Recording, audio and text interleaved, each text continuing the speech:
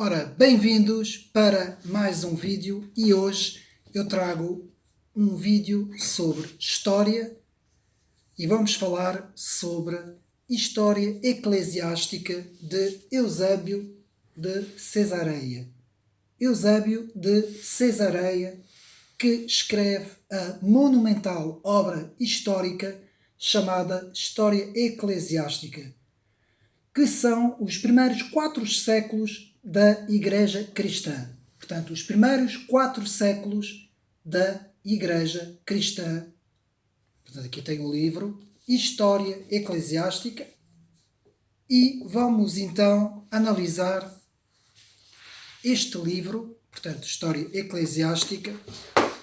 Vamos analisar o livro, mas antes vamos falar um pouco do contexto histórico em que este autor, Eusébio de Cesareia, escreve, quem era este autor e depois iremos dar uma breve olhada sobre o seu trabalho, que é considerado o clássico dos clássicos sobre a história da Igreja. Portanto, quem estuda a história do cristianismo sabe que sem esta obra é praticamente quase impossível saber o que é que aconteceu nos 4 primeiros séculos, portanto, da Igreja. Pois bem, possivelmente nenhum outro autor do 4º século ajuda-nos a entender as mudanças que ocorreram no início desse século, como o fazem a vida e a obra de Eusébio de Cesareia. Ele parece ter nascido por volta de 260 em Cesareia da Palestina, onde transcorreu a maior parte da sua vida. Tampouco se sabe se a sua família era cristã ou não, embora a maioria dos estudiosos inclina-se a pensar que realmente era cristã, pois não há testemunho algum da conversão por parte de Eusébio. Portanto, não temos isso nos relatos históricos. Sem dúvida, o que se sabe é que a figura dominante da sua juventude foi Pânfilo, a tal ponto que posteriormente ele mesmo se nomearia como Eusébio, amigo de Pânfilo.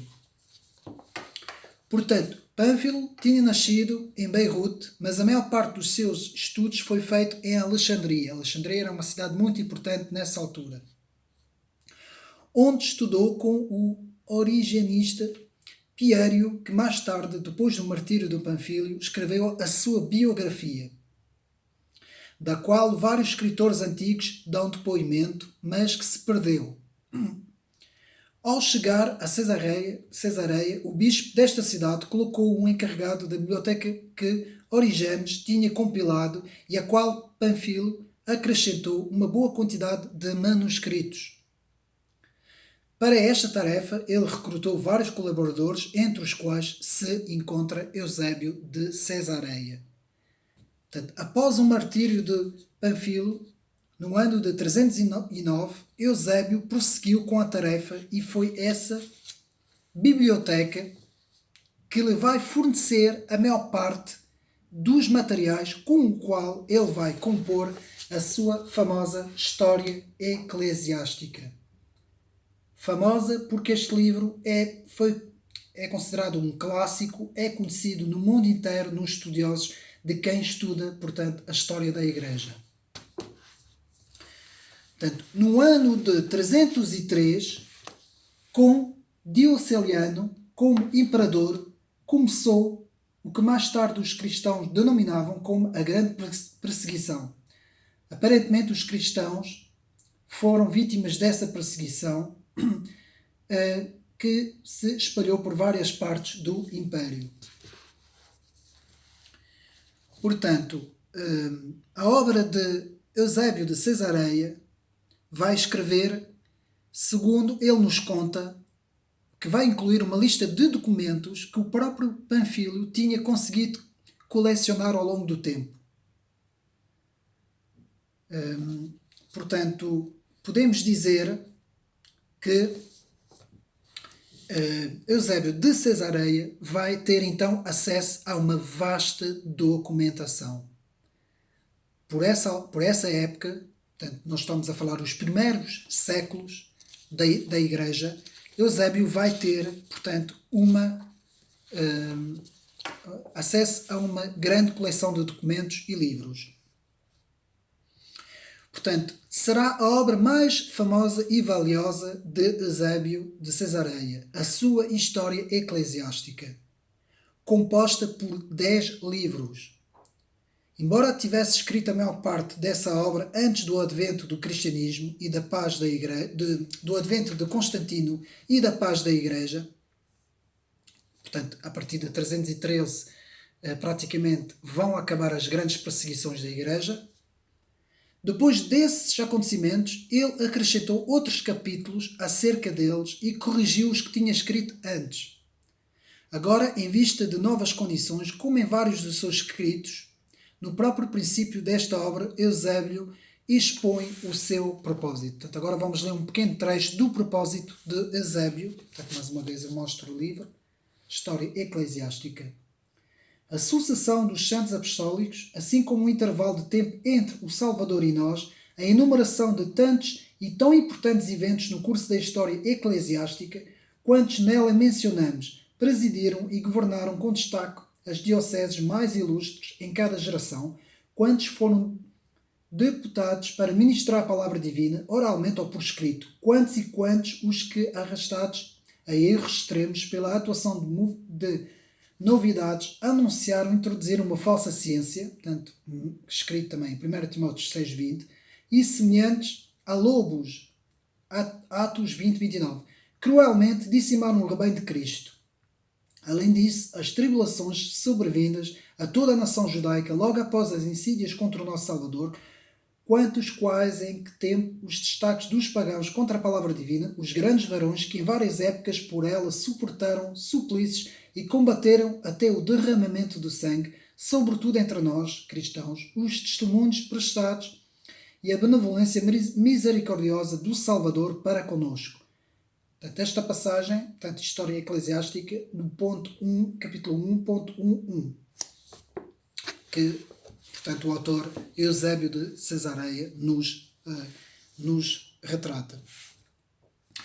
Portanto, todo o primeiro livro de História Eclesiástica dedica-se aos tempos anteriores a Jesus e logo ao seu nascimento em tempos de Augusto César, o imperador Augusto César, e o que aconteceu nos tempos de Tibério, logo a seguir, tanto sobre o governo de Tibério. É aqui que se inclui a lenda segundo a qual o rei de Edessa enviou uma mensagem a Jesus e este respondeu com uma carta que Tadeu levou a Edessa. Portanto, isto é uma lenda. Segundo o livro, trata dos primeiros dias da Igreja e do que se sucedeu na Palestina depois da ascensão de Jesus. Também aborda a expansão do cristianismo a outros lugares e os primeiros mártires.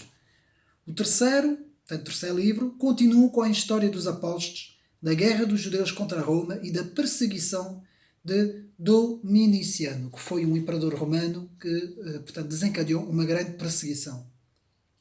O quarto livro ocupa-se da sucessão dos bispos de Roma e Alexandria, das heresias do segundo século, de Justino, do Mártir, do Policarpo e de outros temas semelhantes. Portanto, no livro seguinte, o quinto livro, encontramos detalhes acerca dos mártires na Gália e continuação da lista dos bispos em Roma e em Jerusalém. Portanto, a história de Montano e muitos outros temas da época, montanismo, que era outra heresia. E assim persegue a história eclesiástica, portanto, que são 10 livros, contando as diversas perseguições, as heresias, os personagens ilustres e outros autores menos conhecidos, para tudo culminar no 10º livro com o fim das perseguições, isto é, no Império já de Constantino, graças a Constantino, quando fomos julgados dignos de presenciar agora e celebrar maravilhas tais que muitos antes de nós, realmente justos e testemunhas de Deus, desejaram ver na terra e não viram, ouviram e não ouviram. História Eclesiástica, livro 10, capítulo 1.4.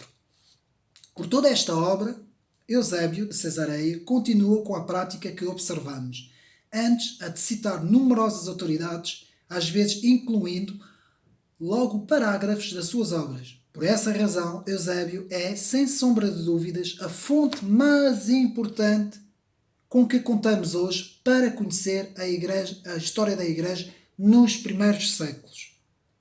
Portanto, o livro História Eclesiástica de Eusébio de Cesareia é, sem sombra de dúvida, vou repetir, a fonte mais importante com que contamos hoje para conhecer a história da Igreja nos seus primeiros séculos. Muitos dos personagens que ele menciona teriam caído no completo esquecimento, não fosse por ele escrito na História Eclesiástica. Muitos dos fragmentos da obra perdidas, aos quais nos referimos em capítulos anteriores, são, na verdade, parte da sua obra História Eclesiástica. Por outro lado, como todo o historiador, Eusébio tem as suas conveniências e os seus propósitos, visto que a tónica do que conta é mostrar que o Império Romano foi estabelecido para que se unisse à Igreja um dia. Eusébio parece dar a entender que as perseguições deviam-se ao facto de que os governantes romanos tinham informações erradas quanto à natureza do cristianismo. Quanto à verdade, afigura-se mais que quanto mais os governantes sabiam da nova fé, mais a perseguiam. Em todo o caso, Eusébio e a sua carreira simbolizam uma ponte que nos conduz rapidamente da mais cruel das perseguições, Diocleciano, através da paz da Igreja, para desembocar em um período de sérias desavenças teológicas, das quais os debates em torno do Concílio de Niceia só estão no início. Portanto, a paz externa que a Igreja alcançou ao terminar as perseguições não foi acompanhada de uma paz interna. Portanto, isso é segundo, o autor Eusébio de Cesareia.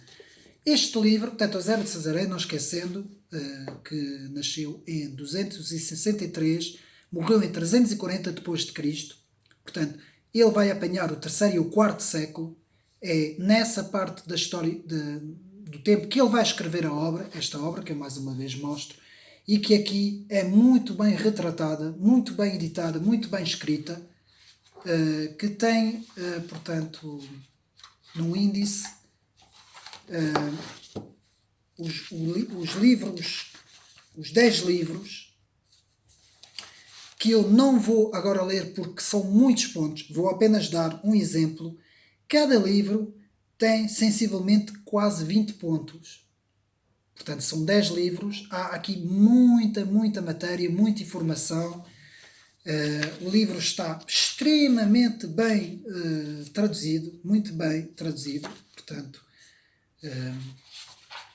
é uma edição do Brasil, e é das casas publicadoras, e é muito bem retratado o livro,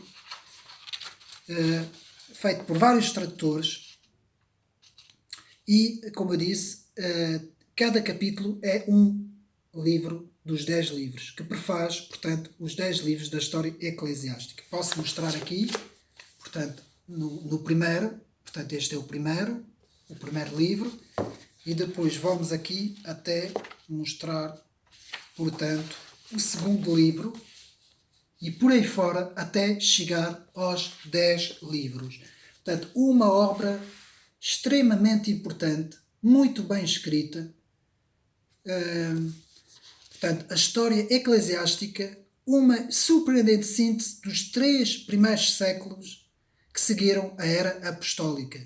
O autor procurou, por ordem cronológica e fazendo um retrato extremamente detalhado, portanto, nos apresentar e reconstituir a história da Igreja desde o ministério terreno do nosso Senhor Jesus Cristo até ao Concílio de Niceia 325. Portanto, vai até 325, depois de Cristo.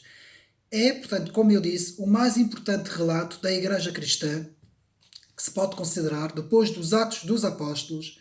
Sem a história eclesiástica de Eusébio de Cesareia, seria praticamente impossível reconstruir os 3 primeiros séculos da Igreja cristã.